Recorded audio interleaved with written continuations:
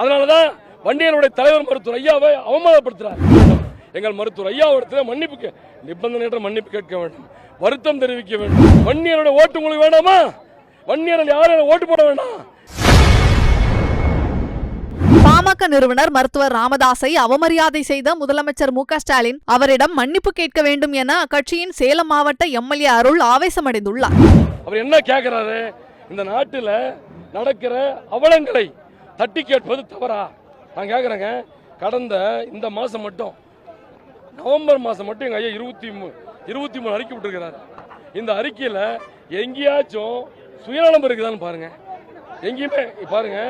கூட்டுறவுத்துறையில் நடக்கிற சரியில்லாத செயல்பாடுகள், பெரியார் பல்கலைக்கழகம் பருப்பு ஒழுங்கா கிடைக்கல, இந்தியை திணிக்கிறாங்க, ஓய்வூதியர்களுக்கான சட்டக்கல்லூரியில் உதவி பேராசிரியர் நியமனம், இப்படி தொடர்ந்து எங்களுடைய மருத்துவர் ஐயா அவர்கள் நாட்டிலே நடந்து கொண்டிருக்கிற அவலங்களை ஒரு எதிர்க்கட்சி தலைவருக்குரிய அங்கீகாரத்தோடு செய்து கொண்டிருக்கிறார்.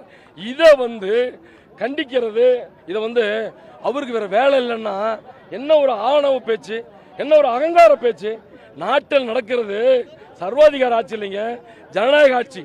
5 ஆண்டுகளுக்கு ஒரு முறை சார் முதலமைச்சருக்கு வன்னியரே பிடிக்கல, அதனாலதான் வன்னியருடைய தலைவர் மருத்துவர் ஐயாவை அவமானப்படுத்துறார். நான் கேட்கிறேன், இந்த நாட்டில் நீங்களாதான் முதலமைச்சருக்கு போறீங்க, வன்னியரோட தேவை இல்லையா? 10% இடஒதுக்கீடு கொடுக்க மாட்டேங்கிறீங்க.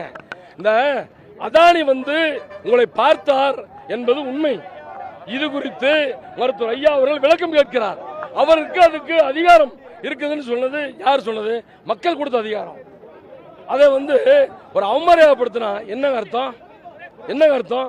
தான் தோன்றித்தனமாக நடந்து கொண்டிருக்கிற, சர்வாதிகார போக்கு நடந்து கொண்டிருக்கிற மருத்துவர் ஐயா இந்தியாவுடைய மூத்த தலைவர் என்று பாரத பிரதமராலே போற்றப்படக்கூடிய தலைவர். அவரை ஒருமையில பேசுறதுங்கிறது எவ்வளவு கண்டிக்கத்தக்கது. ஆகவே வன்மையாக கண்டிக்கிறோம். தமிழ்நாட்டுடைய முதலமைச்சர் அவர்கள் மன்னிப்பு கேட்க வேண்டும். எங்கள் மருத்துவர் ஐயாவிடத்தில் மன்னிப்பு நிபந்தனையற்ற மன்னிப்பு கேட்க வேண்டும், வருத்தம் தெரிவிக்க வேண்டும். இது நான் எதை சொல்றேன்னா, வன்னியர்கள் ஒட்டுமொத்தமாக 2.5 கோடி வன்னிய மக்களுடைய தலைவர் மருத்துவர் ஐயா. அவர் புறக்கணிக்கிற நீங்க வன்னியருடைய ஓட்டு உங்களுக்கு வேண்டாமா? வன்னியர்கள் யாரும் ஓட்டு போட வேண்டாம் அப்படின்னு சொல்லிடுங்க. முதலமைச்சர் அறிக்கை விட்டோம், சந்தோஷமா நாங்கள் ஏத்துக்கிறோம். அந்த தைரியம் இருக்கா? ஆனா வன்னியருடைய ஓட்டு வேணும், வன்னியர் ஜாதி பிடிக்காதுன்னா எந்த விதத்திலையும் நியாயம்? நான் செய்திகளை உள்ளது உள்ளபடி தெரிந்து கொள்ள ரெஃப்ளெக்ட் நியூஸை சப்ஸ்கிரைப் பண்ணுங்க.